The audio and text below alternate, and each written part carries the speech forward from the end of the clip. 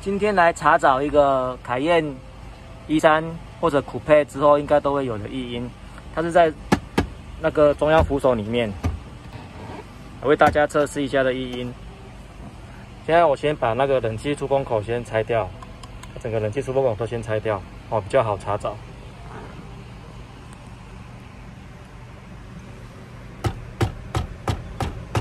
它这偶尔会出现这个声音，往上的时候，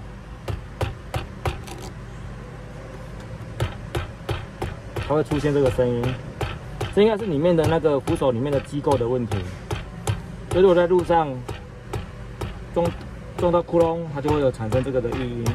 这个一直在车内，会让驾驶的时候非常的不舒服。来，帮我按着一下。现在有稍微的查到一个问题点，现在就没有了。这是扶手里面的机构的小问题。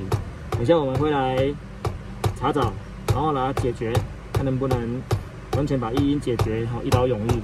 现在完全都没了。